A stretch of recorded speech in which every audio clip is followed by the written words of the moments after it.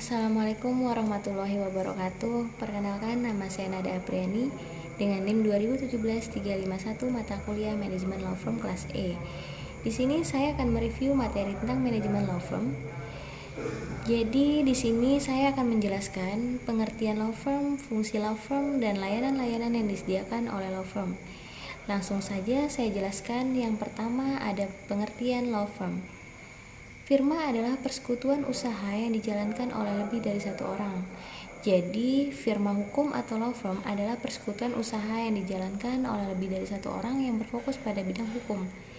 Apakah ini artinya law firm sama dengan kantor advokat, kantor pengacara, atau kantor hukum? Baik, kantor advokat, kantor pengacara, atau kantor hukum merupakan contoh dari firma hukum. Sama tidaknya tergantung dari kedudukan status kantor tersebut. Merujuk pada Kitab Undang-Undang Hukum Perdata, maka law firm sama dengan persekutuan perdata yang berbentuk firma. Ini artinya pendirian firma hukum harus berdasarkan perjanjian dengan akta notaris dan sedikitnya didirikan oleh dua orang.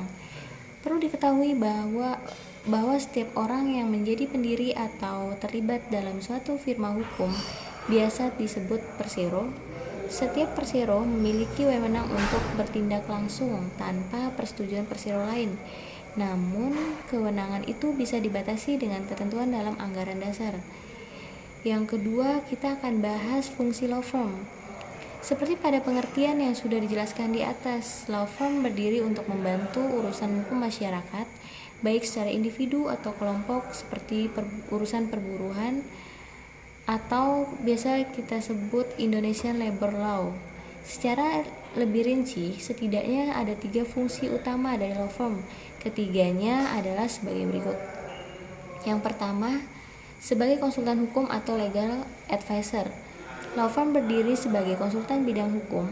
Keberadaannya diartikan sebagai tempat seseorang berkonsultasi seputar permasalahan hukum yang dihadapinya.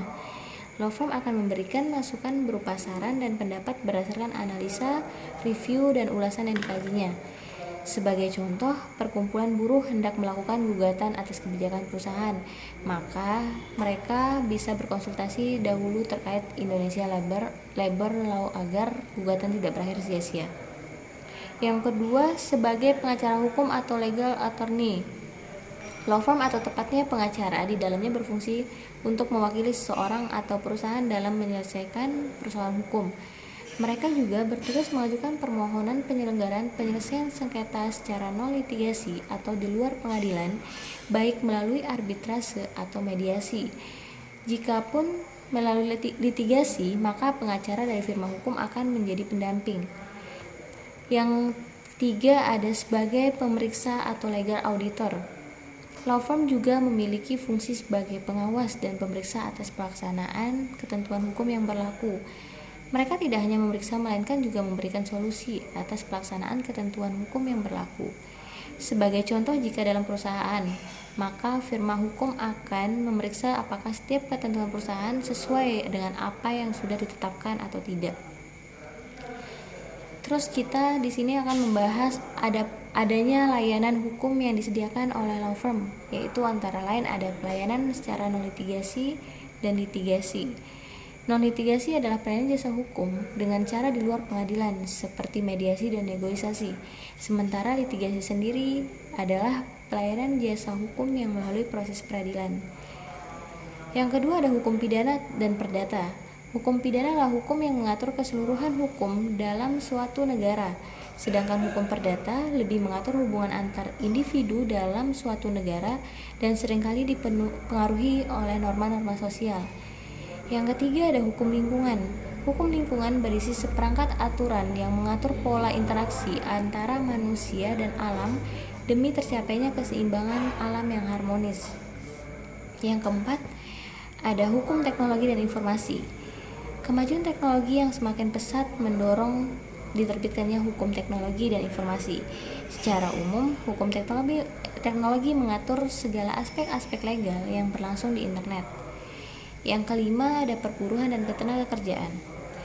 Hukum perburuhan merupakan seperangkat aturan yang mengatur hubungan industrial antara buruh dan pengusaha, sehingga masing-masing pihak memahami kewajiban dan hak satu sama lain. Dalam memilih law firm untuk konsultasi hukum diperlukan ketelitian yang cukup tinggi. Pilihlah law firm yang telah berhasil menyelesaikan berbagai macam kasus hukum, yang menyediakan jasa hukum profesional berkualitas tinggi agar dapat memberikan solusi. Akhir kata, demikianlah informasi seputar law firm.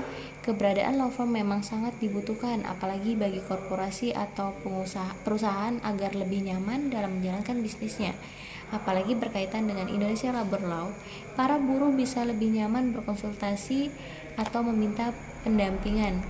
Sekian hasil dari review saya, semoga bermanfaat bagi kita semua. Jika ada pertanyaan bisa langsung di kolom komentar. Jangan lupa like and subscribe. Terima kasih. Wassalamualaikum warahmatullahi wabarakatuh.